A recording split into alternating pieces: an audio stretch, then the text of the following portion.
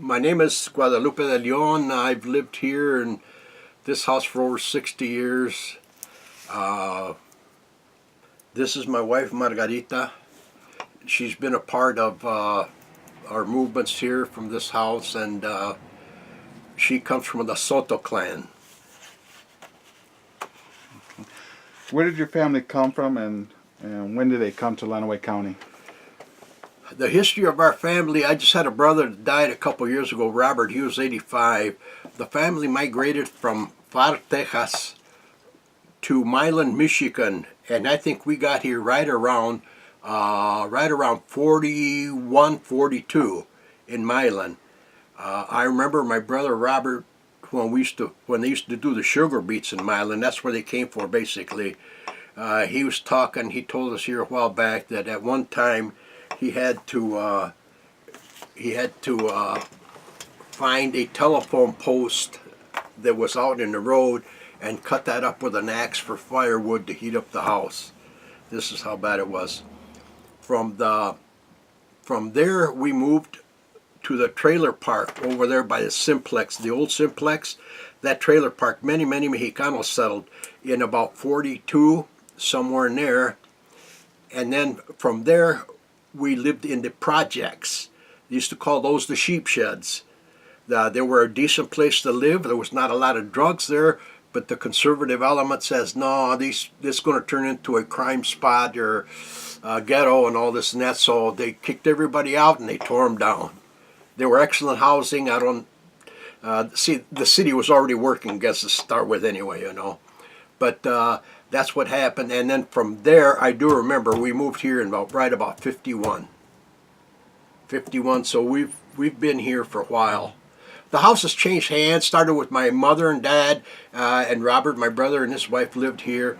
And then mother died, and my sister Emma had the house. Then we got it, and we've been here all, since then. So it's quite a history. But she lived right down in the 900 block, 989 South Winter Street. There's Drexel Park, there's Sunnyside, and then there's South Winter Street. Those were the three principal Mexicano barrios. There was a dirt road. I remember that. South Winter, yeah. I remember that. Maggie, where did your family come from? My mother and dad were born, well, they were born in Mexico, and my dad had, well, I guess after the war that my Aunt Lupe was saying earlier, he'll probably tell you about it in a minute. My dad and mother, well, I don't think they were married yet, but my dad came to San Antonio because he had a sister there, Felicita Moreno. And then he kind of settled there, and then after he got married, I think they traveled by train, and they came to, well, back and forth to Michigan, and then they went back to Texas, and finally they settled down in, I think it was me and Lupe were talking about it, I think it was what you said about 1942, because I remember my brother Tomas, one of my elder brothers, he was in the army, in the service. And I remember him, I must have been like 3 or 4, but I remember him in the uniform. And then from there we came to Riga, my brother Pete. He was the youngest, he was born in Riga, Michigan. And then we moved in the 50s, 51 or 52, we moved to Adron in South Winter Street down the corner. My dad built a house, and that's where we lived. Is it still there? No, my dad has passed away. No, I mean the house? Oh, the house, yeah, the house is there, and then he built another, the house isn't there. They tore it down. He built the one in the front now on South Winter, and the one in the back. So we lived there. But for the record too, also Don Paulo, her father, they killed Zapata in 1919 after the Mexican Revolution. There, Pancho Villa and Zapata took over Mexico City. This is 1916. In 1919, they killed Zapata, and Pancho Villa went north to Laredo. So the government took over again. See, so Don Paulo, like some of the others here in town, left the area in 1920, 1921. I think it's safe to say that 1921 is the year that Don Paulo crossed with his family. But I don't know, they did a lot of traveling by whatever, and I do notice that Pancha and Reyes used to talk about stopping next to the road, and they would cook out, make their supper there, and rest for the night. In the morning, they'd pack up, and after that, I'm positive that this is pretty well the way it went. But many of the Villistas and Zapatistas were killed after 1920, 21. After Zapata was killed in 1919 in Chinameca. But many of the troops that fought for the land reform for the peasants were killed when the government took over again. Federalized. That created an exodus of some of our elders. But you know, they call it the United States. They crossed over the Mexican border. But that, if you look at the Treaty of Guadalupe Hidalgo way back in history, Texas, California, New Mexico, Arizona, those states were all Mexican territories. There was some deal made or whatever with the American government, and Texas was actually Mexican land. There's a border there now, but I question how that border got there and the credibility of the American history for whatever it's worth. Okay, your family came up to work the sugar beets. Yeah, well, actually, we came up, Don Paulo, and you guys también, but no fueron para Saginaw? Saginaw, Michigan, where we came first. Saginaw was very, very heavy in the sugar beets. Saginaw. Most of your Mexicanos have settled out there have been from the sugar beets. That was and at that time, you dug the sugar beets out by hand, you topped them, and you knocked all the dirt off, and you piled them up. They used a sickle, like a big long knife, and it had a pico point on the end. That's what they used to hit them to get them out of the ground. Maybe we can look one of those knives up. Did you work them? Did you work in sugar beets? No. Yeah, but you didn't know. Okay. We were young. I was young, Yeah. you know. And what jobs did your father have here? Oh my gosh, Pop in the 50s worked in a factory in Ohio in Port Clinton. But see, my dad was not the most responsible person in the world. I don't know how Mother kept us together, and I don't even know how she fed us. Did she work This is outside all the the home? truth. I don't pull no punches here. But did she work Pop outside? worked in the factories and all that. I remember him loading us up in a car and we take off. I remember one time we stopped at the Schwinn camp in Blissfield. Charlie Schwinn, I think was his name. He was out in the field. He had a crew working out there, and Pop went to talk to him. And I think they were paying the tomatoes at 5 cents a hamper. Mm-hmm. You know, and Pop wanted 6, and Mr. Schwinn wouldn't do that, so Pop told him to go to hell. And we took off. I was happy. But he was mostly the field work, and any other jobs that he could get. That is about as close as I can remember, really. Okay. Were you, when you were just a child, did you have chores around the house or have to do a lot of work instead of, playing or being outside? In the Mexican culture, there's not really much to say about chores. We lived at the sheep sheds, and you didn't have this large house with the 2 stories and the maid and all that stuff in there. You were not designated sure as hell. You barely had enough to eat. So we really didn't get into the chores bit and all that, really. As it was, my mother was the one that took care of everything, just as she had done with our kids. Sure, they had their little things they had to do, but I wouldn't say that chores were a major part of that. Maggie, did you work out in the fields? Oh yeah, we worked out in the fields. Do you Yeah. remember, what are your earliest memories? Gee, well, I guess in the 1950s. My dad worked at the foundry at what is it, Urban Foundry, like in the 50s. He got a job there. But I don't know. I remember that every summer we would go to Traverse City with my brother Lupe, and well, I don't know why, because my dad, earned quite a bit, and I imagine just so we wouldn't, but we didn't run the streets or anything, just to go work, and earn a few more dollars, and to buy our school clothes and stuff, that we needed, and and we picked tomatoes. Well, I picked about every crop. Cherries in Traverse City. That's where we met in 55 up north. She lived down the road here, Hoyle, in about 1954, 55.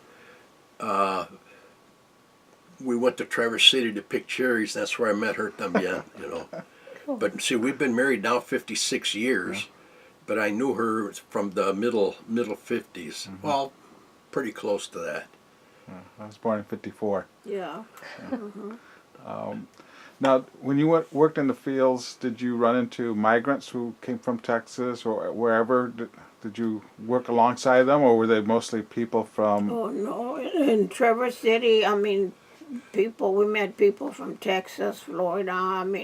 You would go into Traverse City and the parking lot would be full of trucks, from all over. And we met a lot of people, a lot of young kids, And, well, I used to sing at the church, so I used to go singing from camp to camp with his brother Smith. I don't remember his first name. Were you always a Baptist, or were you Catholic at that time? Yeah, I've always been a Baptist, okay. And, Yeah.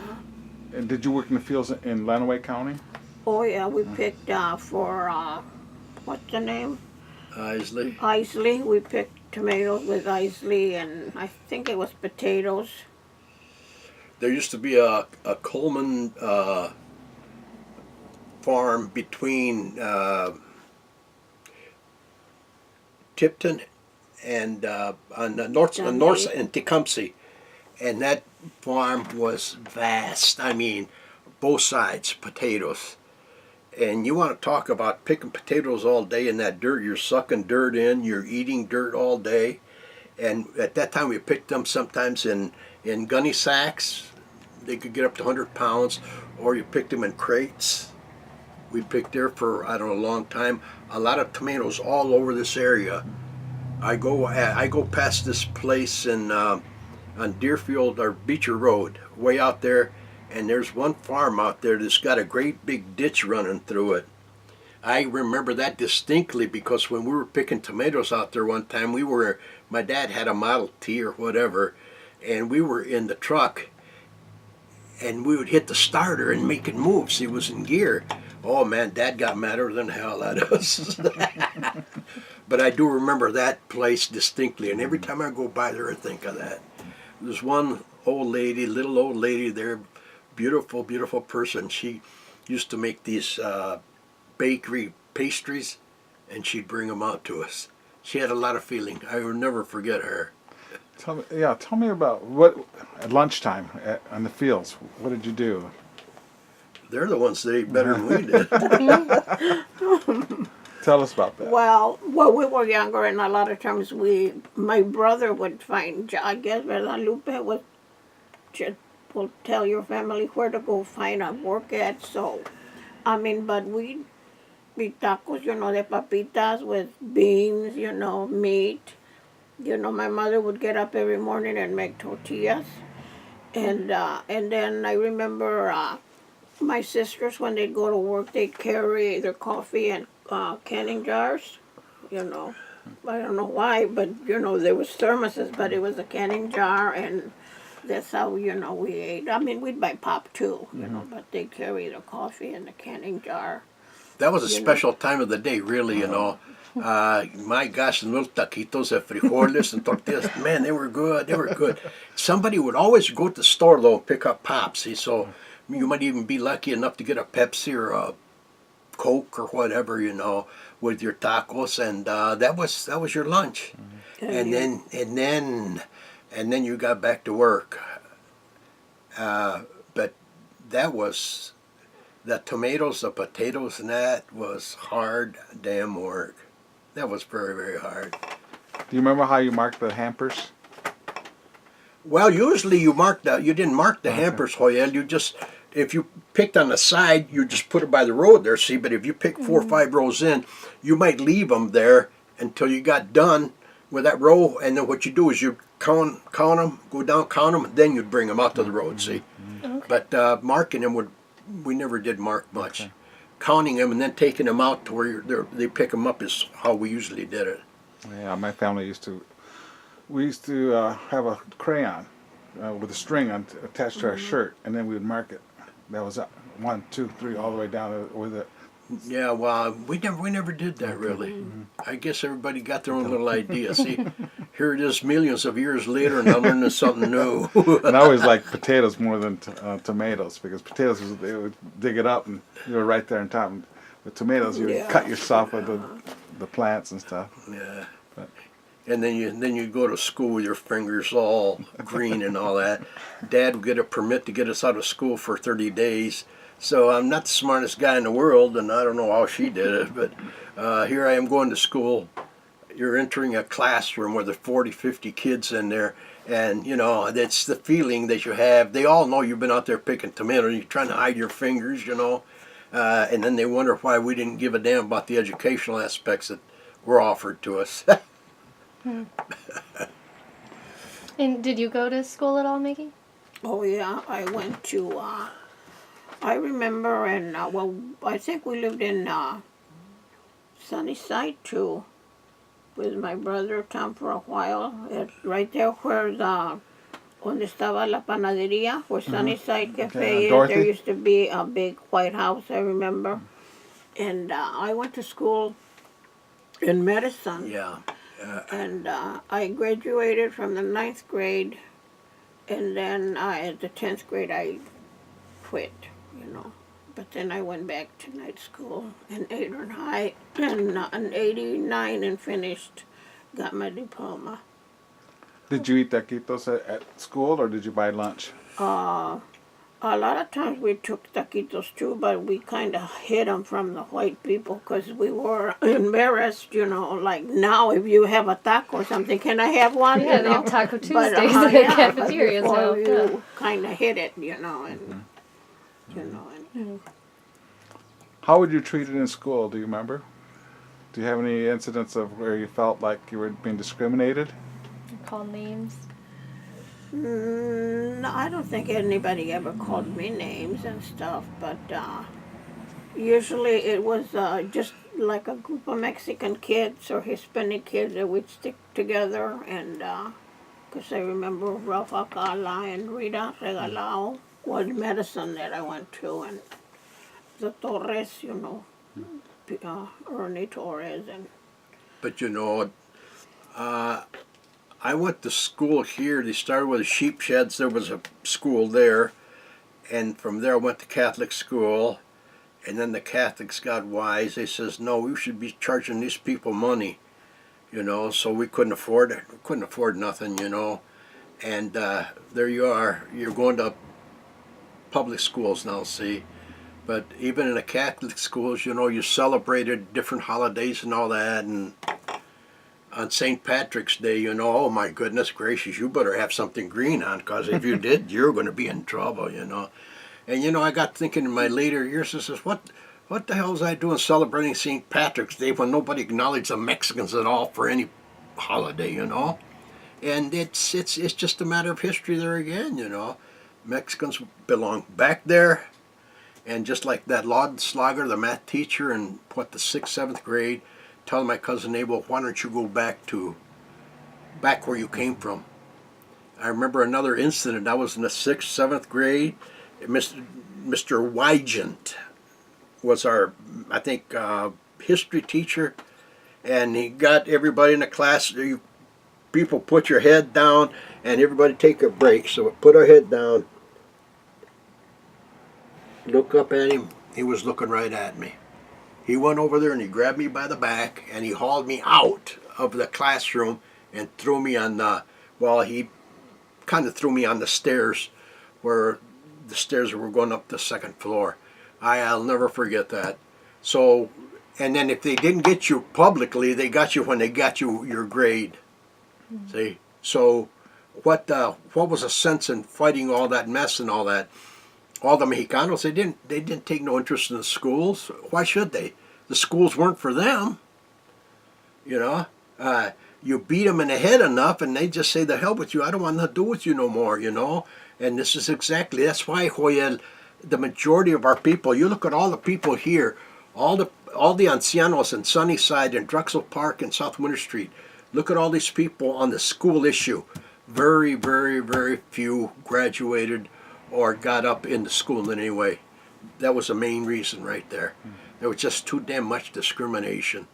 And it existed, and really nobody really cared.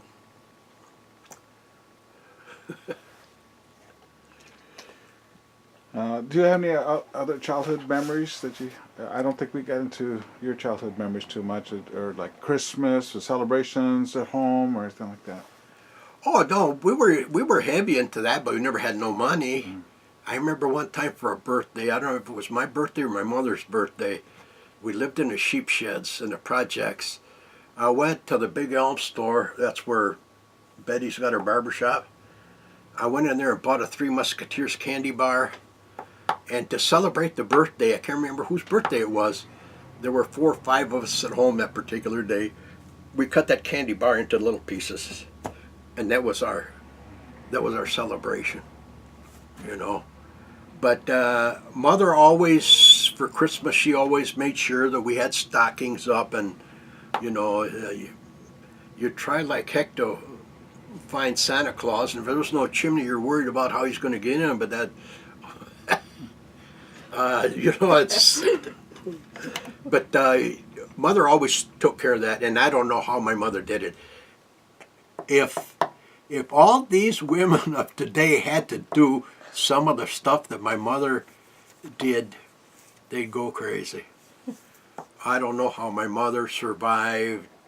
And like her mother, when they lived down there, all the family would bring all the grandkids over there and dump them off. And Doña Paulina, you know, have to feed them and take care of them and all this and that. That was not right. And did your mothers work outside the house? No, the Mexicanas never worked out. No. Very few, like Victor Hernandez's wife Juanita. That's one of the elders también. She worked at Stubby's. Some did work at Stubby's, but very few Mexican women ever worked. You know, when I married her, I told her, I says, "I'll support you." I says, "I married you. It's my responsibility to take care of you. I'll take care of you." You know. We moved to Illinois, and her father wanted us to come back home, and I says, "You know what, I married you, I didn't marry your father, we'll stay here." But we eventually came back, you know. But we did it without having to impose on, nowadays, you know, there's so much support, you know. You go out and you have your kids, and you move in with the old man, the old lady, and the grandparents will take care of your kids. You go out and have a few more, you know. And our kids, when we were going out, she always had them dressed up, little ties, all haircut nice, all dressed up. Never, once in a while you dump them off, but as a rule we never went anywhere without them. How many kids did you have? We lost a little girl at 3 months, but we had 3 boys.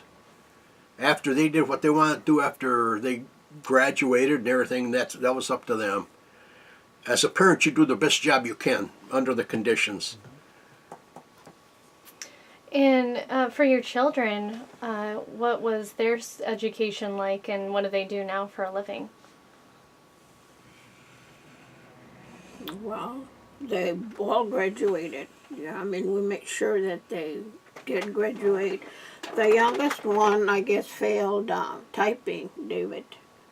And he didn't graduate with his class. but then he had to go, I think, 5 weeks or 6 weeks, and he got his diploma.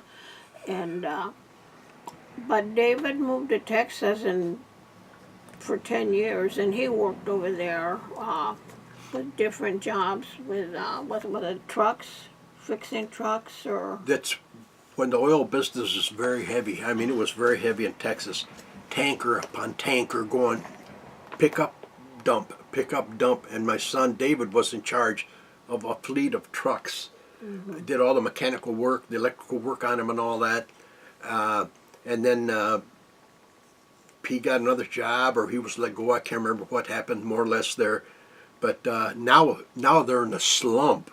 The whole state of Texas. There's a lot of industry that has just, it's created one heck of a problem.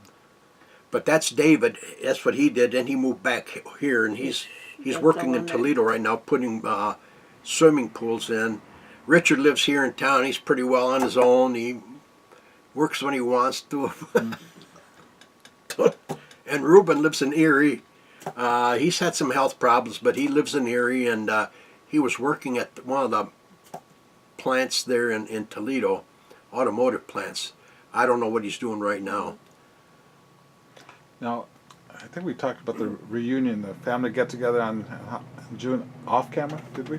Was that off? Yes. Okay, can we talk It about was. that on camera? The family, how you get together on Father's Day, how that got started? Oh, the reunion? Yes. Mm-hmm. Oh, okay. Quite a few years back, we celebrated Don Pablo's birthday. A birthday, he's the leader of the clan. He always has been. He's deceased now, but we started a Father's Day function at the Island Park. And the first function we went to, we took our grill from this house, and Pete, her brother, lives across the street, took his grill down there, and we had all the people get together there. The girls, her sisters, were absolutely marvelous. I mean, everybody had their dish. I mean, there was a lot of happiness, you know, a lot of joy, and we started a Father's Day function at the park. The first one worked out very nice. The second one turned out probably even better, and we've been doing those every year now. But now the newer generation doesn't call it a Father's Day; they call it a Father's Day, and then a reunion, Soto reunion. So there's all kinds of different people there. But I do remember one thing: they got so much regulation now. We're getting caught up in all this red tape and everything. You know, Joel, es un pecado, man. You know, they tell you. Well, we put it on the internet when we were going to have it.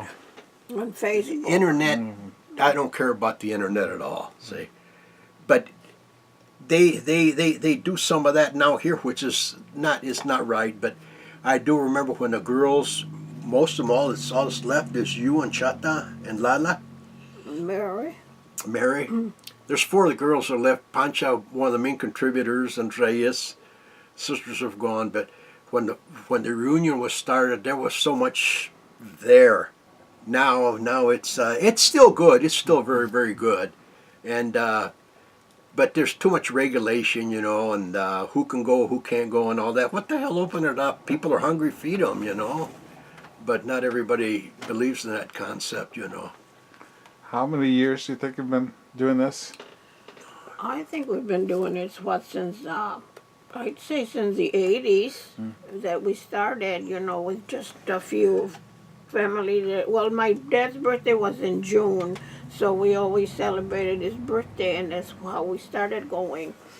And I've got pictures, but they're put away, and but now, I think the 80s, others say the 70s, but I think 80s. No, it had to be 80s, baby. Yeah, because the It had to be kids were 80s. little. Yeah. You know, my kids were, 4 or 5, I remember the pictures. I mean, they're young. Are you known for any specialty in the food? Who, me? Yeah. Well, I usually made the beans, you know, And where did you learn to cook from, Mom? I learned to cook from my mother, but when I got married, I used to watch my mother. I didn't cook at home. I didn't do nothing, you know. I mean, they made me my mother would do the tortillas and I would do some, you know, and then my sisters would say, well, you're not doing them right. So, you know, I didn't do nothing when I was home. She was the youngest of the girls in the family, and there was only one boy, Pete, which was younger than her. So she was the little princess. She couldn't do all that extra work. Yeah, there was 11 of us, and I was the youngest of the girls. And, but I mean, after I got married, I had to learn to cook, you know. Right. And I mean, I remembered, so you know, and tasting, I would always tell him, taste the food. Right. How does it taste? I still do now, you know, but I learned to make tortillas on my own, and Yeah. But the Soto clan, I mean, they're known for their cooking. If we would have wanted to, we could have opened up a restaurant years back and been just rich, but what the hell's money? You know, money just can never get used to it. You know, before we got married, I told her, I says, you know, I like to hunt, I like to fish, don't interfere with that, please, and I don't want to be arguing with you over money. Once in a while we have a little spat over a buck or two, you know, but it's really nothing, you know, but the money, there's just so damn much greed, you know, and everybody wants to compete with you and her, you know. I've got this, well, I've got this, you know. Now, where did you pick up hunting and fishing? The hunting, I used to play a lot of baseball, just like your dad, you know. I remember they were a little older than me, but I played a lot of ball, and then some of the elder Mexicanos were going up north, up near Lovell's for deer hunting, and I started doing that. And then we did a lot of work. I did a lot of work along with her with the YMCA, with the outreach programs. The outreach programs is to keep the kids away from whatever drugs and booze or whatever, and take them on trips to the zoo or whatever and everything else. And we did do that. Then we started a trip of adults for fishing into Canada, and I went 30 times to Canada. Now that's just marvelous, beautiful country up there, you know. But the Canadians, all they want is your money. They don't care about you. Now, when you talk about trips, taking kids to, my brother always talks, he's the one in Frito-Lay. He always talks about you taking him over to, him and Jimmy Miller going to Cedar Point. Oh, okay, that was Cedar Point was one of the trips. One of the trips, I wasn't too involved with the Cedar Point trip somewhere. There was a lapse in between I there. think it was the Zapata Center, wasn't it? I had to sit on the YMCA board of directors. You talk about a snowball in hell. I mean, there's all the doctors and the lawyers and all that. Here's that goofy Mexican sitting over there. You know, but what the hell, they accepted it, you know. I didn't care for that at all. I just, very uncomfortable. Very, very uncomfortable. But still did a lot of good work with the kids there. And they a lot of them, I know when Jimmy Morin died, a lot of them came from wherever, and they acknowledged the fact that he had done what he did with them. Jimmy was a director of the outreach program for the YMCA. Now, were you involved with the Zapata Center or SARE? Yeah, we helped create the Zapata Center. We got a grant from the city.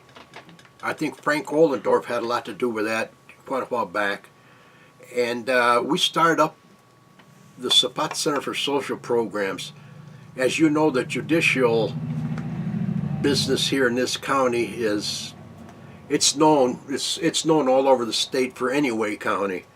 I mean, you get up there in that they get you caught in that little web of hypocrisy there, and you're hooked. You have a hell of a time getting out of it, you know. But we did a lot of work with the social issues in the community, investigating complaints without the fear of having somebody holding their hand over you and say you can't do that, you can't do that. We didn't believe in that. But then we had some spats with the city, and we kind of got defunded. But it was better to get defunded rather than have to kiss up to them every time we moved. How did it start? How did it start? Yeah. The Zapata Center was a runoff of the Adrian Friends of the Farm Workers. I was original chairman of the Zapata Center also, and when the boycott kind of quieted down a little bit and all that, then our group, Steve and Eva Hyder, they're number one. Others in the Adrian Friends of Farm Workers were part of the group, and we started the Zapata Center. It was a runoff from and there was the Emiliano Zapata Freedom School at St. Mary's. Remember the old St. Mary's building? Right.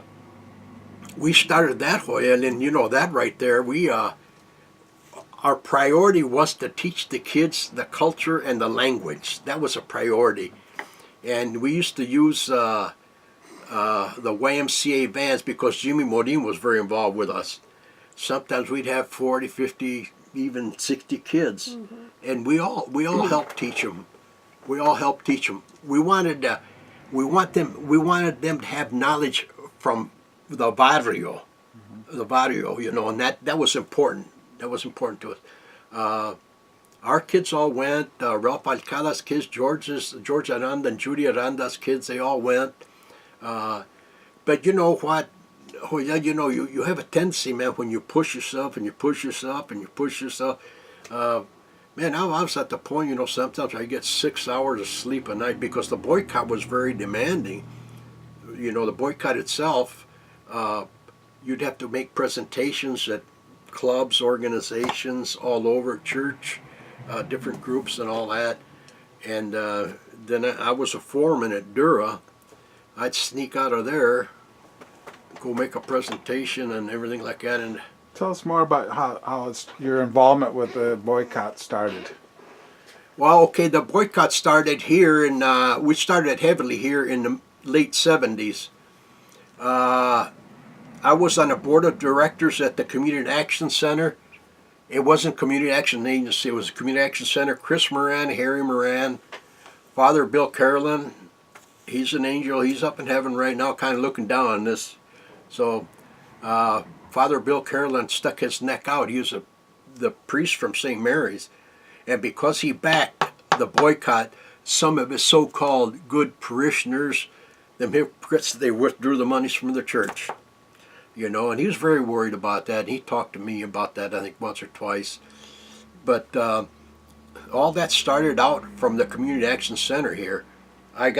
We got involved with them. We did a lot of volunteer work. When the migrants come in on Wednesdays and Thursdays for the health clinics and all that, sometimes she wouldn't get home till 12, 1 o'clock in the morning. We'd stay and work real late. It was all volunteer. Interpreting. Yeah, you know, nowadays all you do is get comp time. Next week I'm taking 2 days off because I got comp time. You know what I mean? People can't do volunteer work no more, it seems. But that was all. All those go together. The Community Action Center, the Adrian Friends of Farm Workers, which was the biggie. That was the biggie here in town. And then the Zapata Center and the Zapata School, YMCA Outreach. Oh yeah, there's. How did the Zapata Center get its name? Is it because her father came? Whose father came up from Mexico from the Zapista father? But we named it after Emiliano Zapata. Right. He is one of the key players. He along with Pancho Villa in Mexico in 1916, like I say, they were fighting for land reform for the peasants. The peasants were oppressed by the governing body for taxes and all that, and they were fighting to maintain that land for themselves. And so we named it after the Zapata Center. In fact, there's a sign in there painted by Martin Moreno in a garage. It's a 4x8. There's some pictures in the book. Nah, we know what you got to do really after this interview. If you guys want to, Amy, well, anytime you set up a date with her, Amy, to get some of this information, you're more than welcome to it. In fact, we're having a little trouble right now. There's an archives in this house that is worth a fortune, but it's worth more to us as history. Mm-hmm. And we've been thinking about finding a place to put all this documentation, because she saved everything.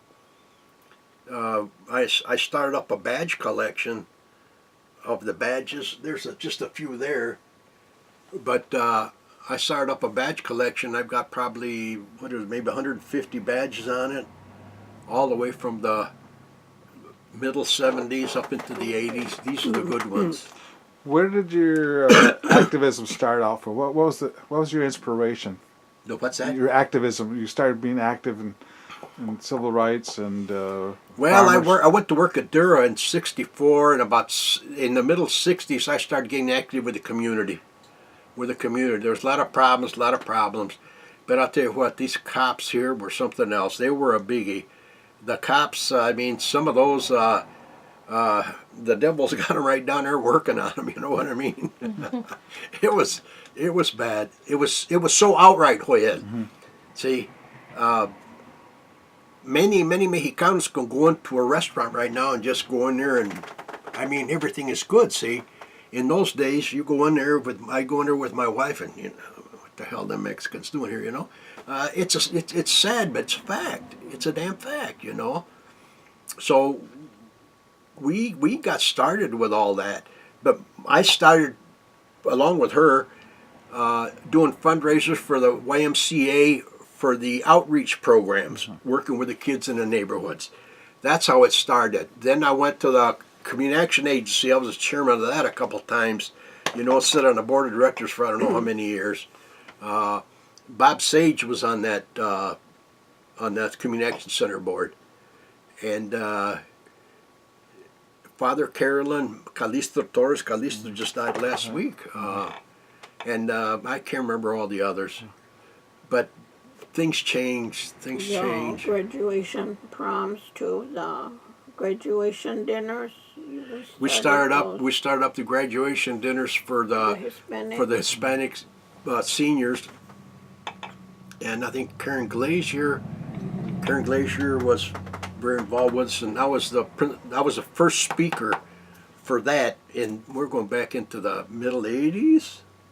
Yeah, wow. My nephew was in Michael Rincon. They graduated, and they asked you to be the speaker. Yeah. And one of our nephews was part of the graduation group, and he still can't get over it. So, and me and my sisters did the cooking, the first dinner. Where was it held at? At Siena Heights, wasn't it? Siena Heights, and that first hall as you go in. Yeah, I remember that. Wasn't what theater? Nah, Angelica? No. No. Is there a Frank Core theater? Oh yeah, there's Frank Core. Yeah. Yeah. That might be it. Yeah. Okay. Tell me more about. That's what you did, was interpret when you went out to help out. With that, you were interpreting. Where were you interpreting? I forgot. At the community agency Okay. with the doctors. Okay. The migrants would come in on. They used to come in twice, 2 days a week. Wednesdays and Thursdays. Do you remember the days? I don't remember the They days. changed, baby. Yeah. Wednesdays and Thursdays, Yeah. Tuesdays. It all depended on what the year. And even if they needed interpreting, they would come to my house. I wasn't working, but then in 1970, I started working as a teacher assistant with the Adrian Public Schools, and I worked for 32 years with the public schools.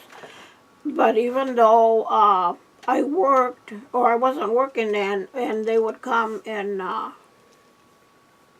ask me if I could go with them to the doctor. I even went into with this one lady that had a baby, and we ended up being comadres. You know, they were from Florida, and but in the schools, I did interpreting there too. You know, for the parents. The parents didn't speak English, so I did that too. You know, and I mean all the years, and I mean I did it voluntarily. I mean I didn't get paid extra. you know. I just did it, you know. And even in 75, 85, no, 95, when I worked with, because we used to work for this Chapter 1 program, and the monies dissolved or something, you know. There was no more monies, and most of there was quite a few Hispanic and ladies that worked, and they were older than me, and they retired. You know, they took what was it, their retirement from then. And I told them I wasn't ready to retire if they could find me another job. And Mr. Couchman found me another job as a special ed, working at Drager, and with the special ed children. I worked for 5 years before I retired, you know. But and even there, I even went to court with the principal there, Mr. Schwartz, and said there is an interpreter, you know, for the children, you know, for one of the boys that got into trouble. But yeah, and then and I also worked with a migrant school that was in the summertime, and I worked there in about 85 to this year. I retired, you know, from the migrant schools in the evening, you know, Long in the time. summer.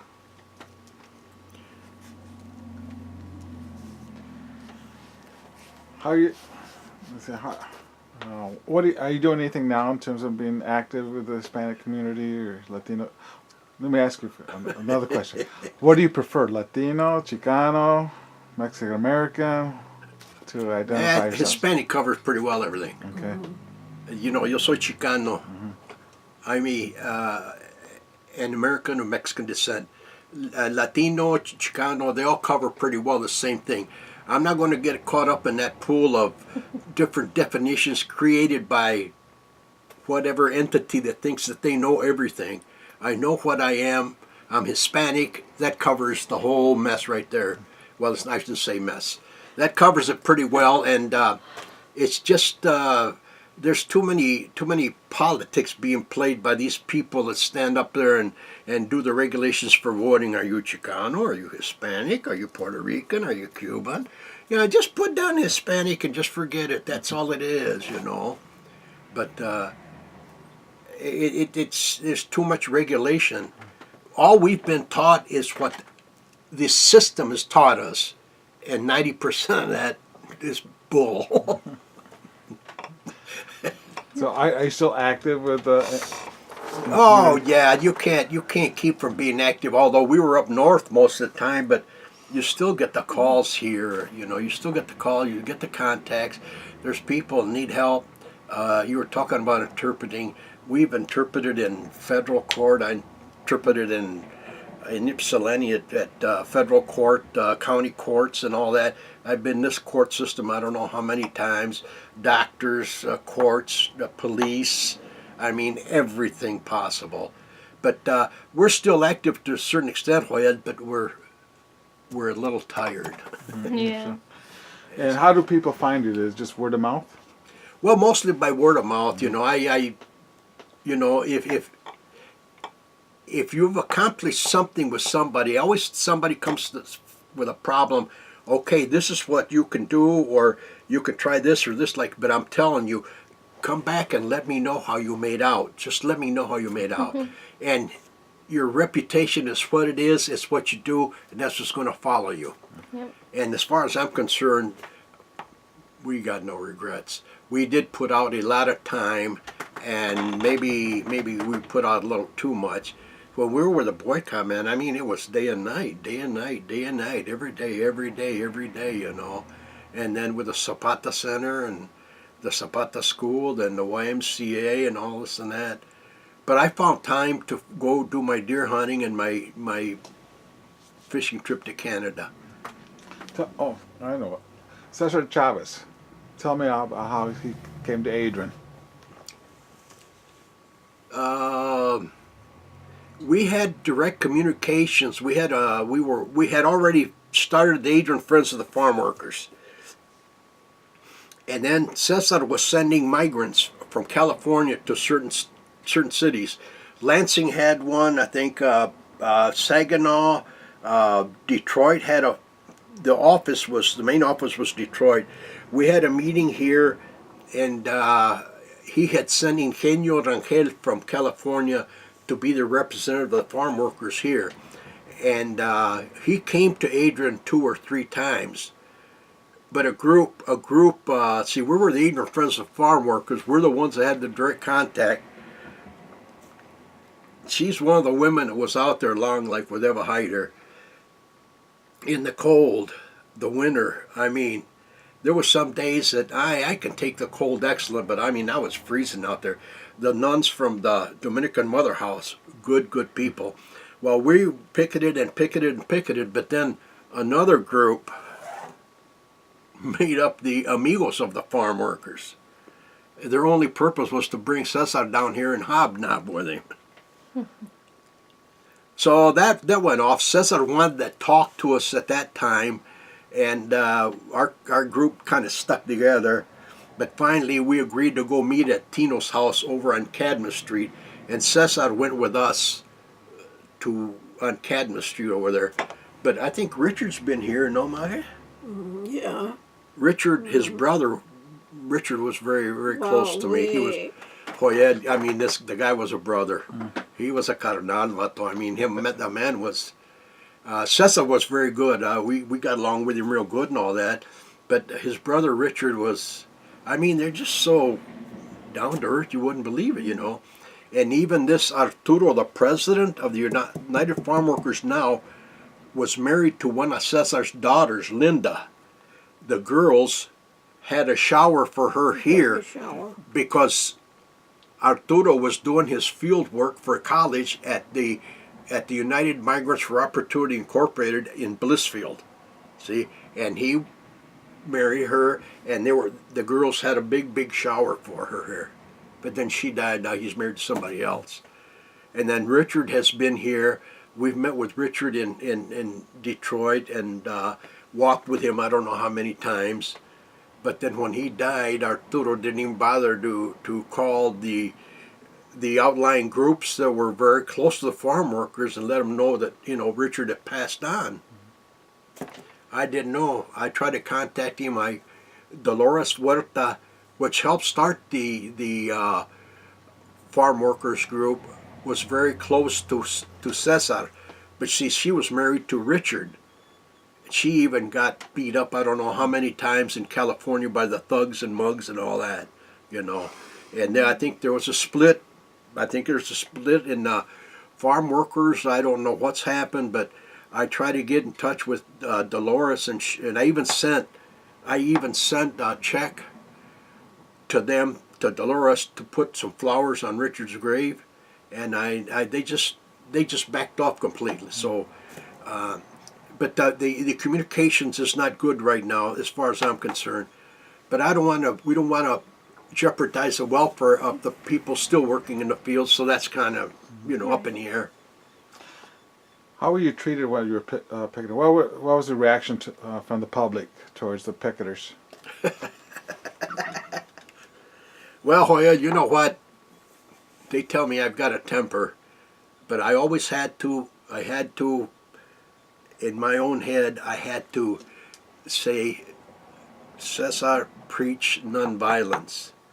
You'd be walking at Temples over here when Temples was Kroger and all that. We'd be walking by, and there'd be guys standing up on the sidewalk, and they'd be spitting these grape pits in front of you. And, you know, I just had to live with that. You know. They did it more than once, and then they got very insultive. They'd cuss at you. They'd do everything. And people that you had helped, you know, would just ignore all kinds of help that they've even gotten, and they wouldn't participate in something as moral as the farm worker issue. We were not treated good to a certain extent. The cops here filed injunctions on us at base shows and at Farmer Jack's, limiting it to 4 picketers or whatever. The wheels were always turning because Well, yeah, you're talking about a multi-billion-dollar industry in California. The growers are powerful. My brother Ray was in Vietnam. And he says that they would have these tables full of grapes that were rotting, that the government was buying to keep the oppression on the farm workers. That's a matter of record. Department of Agriculture. In fact, we've got some documentation, and didn't Ray showed me a picture of that? We got a picture of that in there también.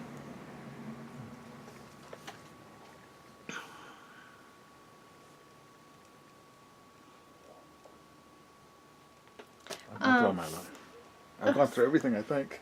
Yeah, I was just going to ask, so you mentioned about Adrian College and the faculty members there that didn't get their tenure. Did you say that they were part of the picketing As group? far as I know, they were here and then they were gone. Because I think John Teleco told me, he says, Lupe, boy, they don't like this. And John was a professor, and he had a big old long beard. But, I mean, that man was there. He was there. And after we quit that picketing for whatever it was or whatever it wasn't, they were gone. Don and Sue Ernst were gone. John and Sue Fletcher were gone. John Teleco and Kelly Burrill, they were both gone too. They're not there no more. The college, well, I think, in my opinion, was very, very conservative at that time. And if anybody wants to challenge that, I'll be glad to talk to them. You know, if you want to base it on the truth, base it on the truth, college. You know, there's been enough. There's been enough. What do you want to call it? Lies or untruths or whatever documentation that has to be questioned. And I think that some of us have gotten involved to the point where we know it wasn't right. But I can't exactly say that they were kicked out or whatever, but I do know that John did mention that to me one time. Okay. And so maybe for our last question, do you guys have any expectations for this project? Any outcomes you'd like to see? The expectation for this is it's informative, and one of the reasons we got involved is because we can implement a little bit of what we think is the truth in it. You're going to see on this interviews in here, you know, we've been taught to be passive. Oh yes, they helped me over there, and yes, and we did this and we did that or whatever, you know. I don't want to come up from a passive viewpoint because the passive days are over, you know. They're over. To me, they've been over for a long time, you know. And even in the Marine Corps, you know, when I went in 57, here you got your drill instructors, chili bean, wetback, or whatever, you know. They were crude, rude. I didn't have to go to war. I'm a peacetime vet, but I spent more time fighting with them idiots from other states, you know, in California, you know. And her brother comes back from the Second World War. They won't even cut his hair in the barbershop here. They won't even loan him money in the damn bank because he's a Mexicano, you know. So these things that have to be bought out should be bought out. And if we can't bring them up, you know, there's no sense really doing anything, you know. But I think it's a really good deal, Amy, and I think it should be publicized. My wife is one, and I am another, but we're together. And if anybody thinks that any of this is wrong or whatever, hey, come on down, you know. We have been very involved. I can't say that others here in the city have been involved to the extent that we have. But we got involved way too much. But I have no regrets, and it's really for her. And I'll mention Eva Hyder again. Women got in there and they did it and they did it and they did it day after day after day. I remember having Steve Hyder's kids were sick one time. One stayed home with the kids, the other one went to picket, you know. You'd always find a way. But many things start out as a novelty. But when you hang on for over 9 years on picketing and all this and that, the novelty was gone long time ago. It's work. We have picket lists. You just found that other moral there. Well, Yeah. yeah. But like I say, I mean that would take maybe just one session for you. Maybe you two guys get together on it or whatever. I'll be glad to help. You know, Joel can sit or whatever, and just go through some of that stuff. It's very, very interesting. Very interesting, and you'd be surprised what you find out. I'd like to look for that picture of the Department of Agriculture, Maya. Were you involved with the Moose opening its doors to Mexicanos? Who? The Moose. Oh, Were you involved with that? not really. No. Not really. No, no, Joya. Reason being that, you know, once you got accepted in there, whatever, you know, just meeting with a bunch of redneck idiots, you're going to end up fighting with them all the time, you know. But I never cared to join any of the social entities such as the Moose and the Masons and all these big shot groups and stuff like that. I never cared too much to get involved with that. I never joined them. You know, leave that for Robert Trevino. You know, he got kicked around like a rubber ball. That's what he. Through the years, you saw discrimination and a lot of people putting down Mexicanos. What were the incidents that you saw there was hope? There was hope. There were any incidents or people you saw that said, okay, we're making it. We're opening some doors here. Do you have any examples? I think it takes a series of incidents, really. You know that you wake up. I think where there was hope was when I said, "Hey, man, these things are wrong." You know, it's just like the Catholic Church. You know, mijo, no comas carne en viernes. Don't eat meat on Fridays. You know what I mean? It says, and then I got to thinking in my later years, says, "What the hell? We didn't even eat meat during the week. We didn't have it." You know. But I guess that's another issue. You know, it's all a series of events that you have to fight for, and then sometimes you get to think, and says, did we do any good? You know, I think we have to a certain extent. We've done some good, but it's not going to reflect, Joel, on these younger generations coming back and fighting, because there's still a lot to fight for. See, because they've gotten comfortable and see, they do care to a certain extent, but they've never went through anything like this. Look back and if you were talking to a young person today and say, look back, this is where we came from, and this is where we are now. What would you say? To who? To a young person. Oh no, I'd have to give them a whole lowdown. My granddaughters. Jessica's pretty well aware of the farm worker movement. Natalia, I got a little granddaughter here. She gets the last word in.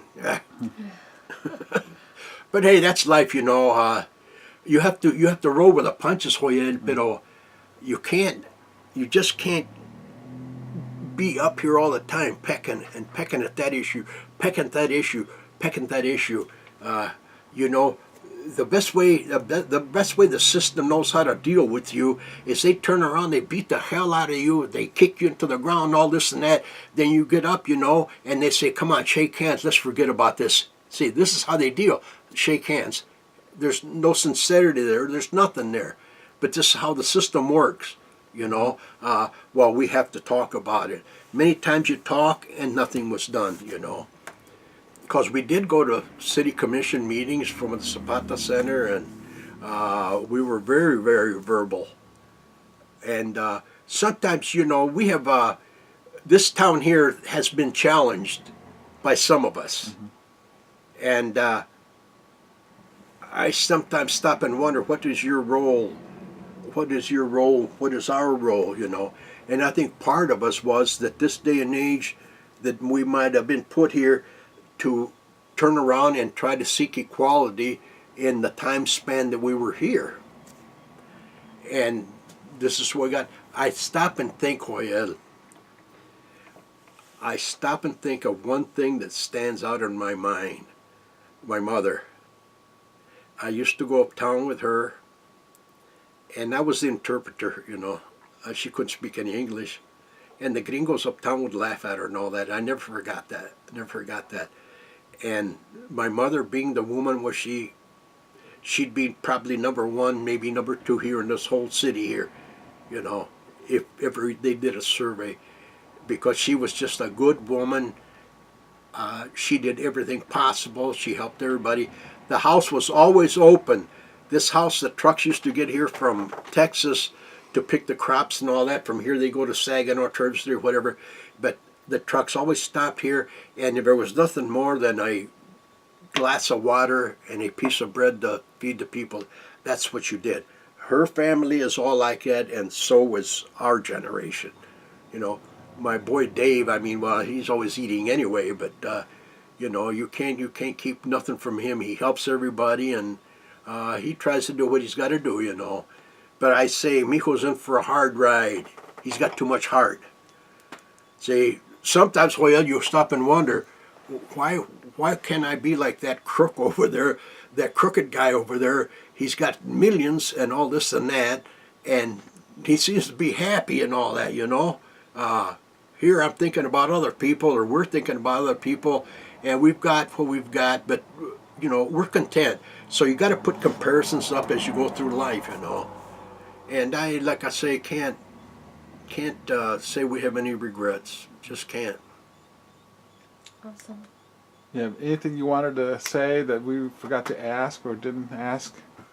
No, but I've with the senior citizens here in town, me and my niece Feliz Valdez have done Cinco de Mayo, you know, a couple of times. We haven't done it lately, but I told the lady, you know, this year I went, but I told her if she needed any help, you know, for next year, to let me know, you know, and because me and my niece used to do it, and I mean, I'd make tacos, you know, little taquitos, and I used to make the tortilla small so the seniors, you know, wouldn't be too much. And we'd put frijoles and rice and carnitas or whatever, you know.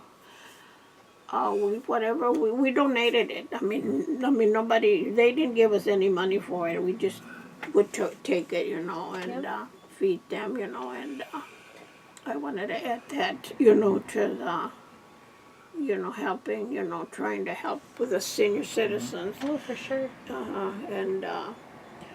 And I'm also involved with my church. That's what I do. I mean, in the winter, you know, I get involved with my church, but, you know, with the ladies group, we have a ladies group.